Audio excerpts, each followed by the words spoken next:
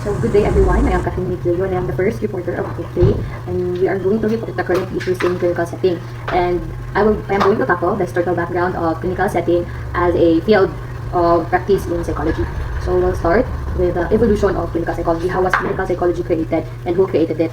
So first, I am going to tackle what is clinical psychology and the pioneers of the clinical psychology. So, as we all know, psychology has a long, rich history, with roots winding back to some of the great thinkers of prior millennia, such as Socrates, Plato, Aristotle, Hotep, and Confucius. So, as we all know, that psychology was once a branch of philosophy. So, with that, it is very known or basic that we all know that this philosophers is one of the pioneers of the thinking of the psychology. Next, the history of clinical psychology is certainly rich as well, but it's also shorter than some might expect. So, we will tackle later why is the history of clinical psychology shorter. So we will tackle later why is the history of clinical psychology shorter than what people might expect. Okay, next. In recent decades, the clinical specialization has enjoyed great popularity and notoriety among psychology professionals and the general public too. In fact, today, when many people hear of a psychologist, they immediately think of a clinical psychologist practicing psychotherapy or assessment. Diba? When people hear na or when people ask you, what are you going to be in the future, you're going to be a psychologist, and all they think about usually is that you're going to be a therapist, you're going to be someone who gives medication and such to people. Although that was not in general what is a psychologist is, pero ganyan siya ganyan siya sikat ang clinical psychologist today, but really not before kasi nga very short lang ang history ng clinical psychology. The discipline of clinical psychology didn't simply exist until around the turn of 20th century, and it didn't rise to prominence for decades after that. Diba, noong 20th century pa na-build ang clinical psychologist. So, why is that? Why do you think na bago-bago lang siya? Diba, we all know naman that before, mental disorders are not recognized or acknowledged.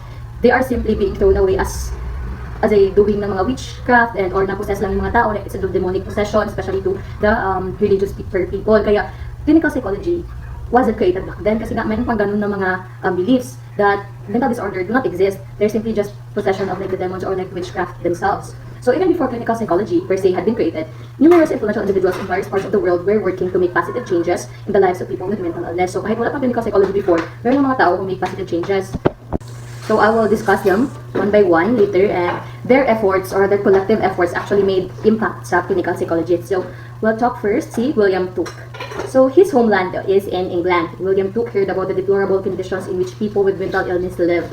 He visited asylums to get a first-hand look. So diba before, wala pa mga mental health institutions and mga rehabilitations, ganon. So it's all an asylum. So we all know someone who was once in asylum, diba si Vincent van Gogh, he was in asylum, but later on, he took his own life.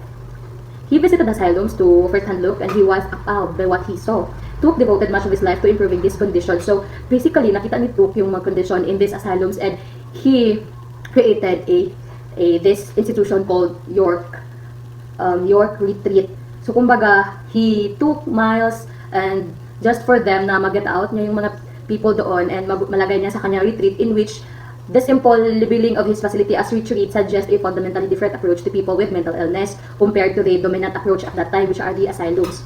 As we all know, so patients there in the retreat receive good food, frequent exercise, and friendly interactions with the staff, which is very opposing to what is happening in the asylums. Patients receive good food, like that. The York Retreat became an example of humane treatment, and soon similar institutions opened throughout Europe and United States. Na-open siya sa Europe and United States. So, after this, malaman natin kung sino nag-open noon ng retreat sa dito ng mga place. Long after his death, Tuke's family member continued to evolve in the York Retreat and movement to improve treatment of mentally ill individuals. So, kumbaga si William Tuke, siya talaga yung pinakaunang gumawa ng facility na humane facility for people with mental illness. And ang nagsunod dito is si Philip Pinel. So, ito siya. Kung si William Tuke was to England, Philip Pinel was to France. So, ang overview, Philip Pinel heard about William Tuke's retreat and nung nagpunta siya sa dungeons of Paris, he saw that the people with mental health condition there were held like they were inmates. Ginakulong, they were being beaten, and things like that, na very inhumane. So, as he heard about Tuke's retreat, he made one also in the France. So, he created new institutions in which patients were not kept in chains or beaten, but instead given healthy food and benevolent treatment. Particularly noteworthy, Pinel advocated for the staff to include treatment of each patient with written case history. Kumbaga, si Pinel, he didn't just ginawa ko anong ginawa ni Tuke, he added more, kumbaga yung case history, which is ginagamit pa rin hanggang ngayon, yung case studies, and then as well as the ongoing treatment notes, kumbaga yung gayon na ginagamit na treatment plan, and then illness classification of some kind, components of care that suggested was genuinely interested in improving these individuals' lives rather than locking them away. According sa isang author ng libro, no, he said that the voices of Pinel and Tuc were part of a growing chorus that sang individual rights and social responsibility. So that's what he said about them. Next is si Ellie Todd. Si Ellie Todd made sure that the chorus of voices for humane treatment with people with mental illness could also be heard on the other side of the Atlantic Ocean. Todd was a physician in Connecticut in 1800s, a time when there were only 3 states had hospitals for people with mental illnesses.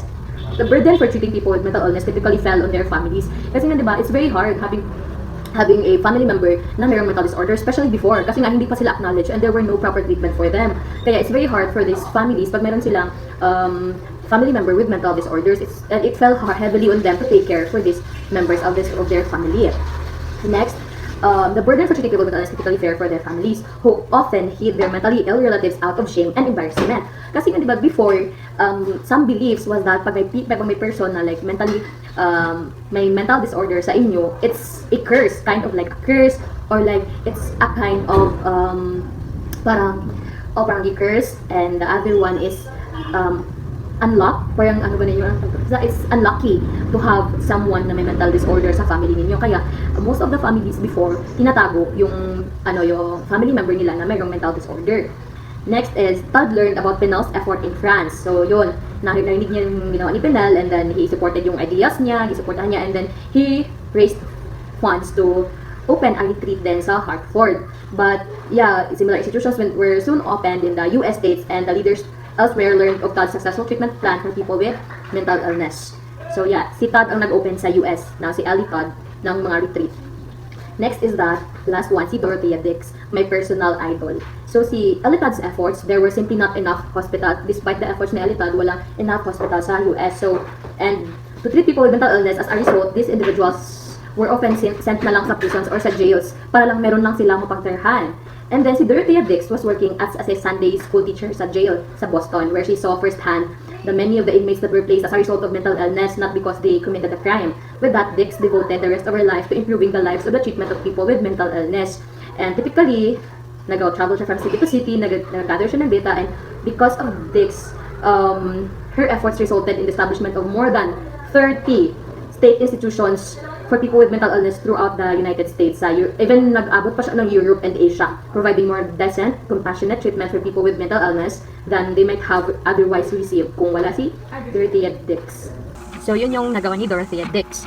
Although Tuc, Pinel, Todd, and Dix did not create the clinical psychology per se, their efforts do however represent a movement prevalent throughout the Western world. Kasi nga, di ba, very before, hindi pa kilala ang clinical psychology, but their movement parang it was an open mind for like an open eye opener for people that we could do more benevolent actions or kind treatment for people who are experiencing mental health problems. So next is those were the pioneers. Now we will proceed to the creation of clinical psychology. Who created the term clinical psychology and who gave definition to it? So let's start with Lightner Whitmer. Lightner Whitmer was born in Philadelphia and earned an undergraduate degree in business at the University of Pennsylvania. He eventually received his doctorate in psychology in 1892 in Germany under Wilhelm Wundt, the father of psychology. Si Wilhelm Wundt, teacher siya ni Lightner Whitmer. Okay? Although it may be difficult to imagine so who many label as the founder of experimental psychology? Whitmer also studied under James McKeen Cattell, as we all know, si Cattell, another pioneers of experimental psychology. A major historical shift took place 4 years after Whitmer received his doctoral degree. So basically, si Whitmer, he defined clinical psychology. Kasi nga, according to him, clinical psychology as related to the medicine, education, and social work. But stated that physicians, teachers, and social workers would not be qualified to practice clinical psychology. Although related siya sa medicine and sa teachers or sa education and sa social work, hindi pwede yung mga teachers, physicians, and social workers na mag-work as social psychologists. He built this as a new field. So yeah, Whitmer defined clinical psychology as a new field. It's that requires a specially trained professional. It is also interesting that Whitmer's definition of clinical psychology is basically uninfluenced by Sigmund Freud, which ideas at that time is very prominent, and that psychotherapy, as it would come to the known, was not explicitly discussed at all. So kumbaga, si Whitmer, he made this idea, or he made clinical psychology as how he understood the matter, not just because of who is the prominent person at that time, who is like Sigmund Freud, as we all know, Zadze, he is very prominent at that time, and even the psychotherapy, diba? It wasn't discussed in the clinical psychology. Okay, so this is how Whitmer defined clinical psychologist, na it is influenced by education, it is a medical field, and it is also could be related to social work, but teachers and physicians and social workers are not completely qualified to be a clinical psychologist, because it's a different field, and trained and qualified only people are gonna be called a clinical psychologist. So yeah, that's how the clinical psychology was created, or like how it was evolved through time. So see, like na Whitmer ang na-create ng clinical psychology na term. So long after that, of course, as merong evolution ng bagong field, there will always be like, problem that will occur, diba? So after that was created, there came the racism and prejudice in the history of clinical psychology. So I will be tackling just some kasi medyo madami siya. Just read the written report and everything will be there. I'll just read like mga 3 siguro, and it's very shocking, no? And you can really say how unethical people, or like how unethically psychology was developed through time. You can really see dito sa history na to. Okay, so let's start first with in 1985.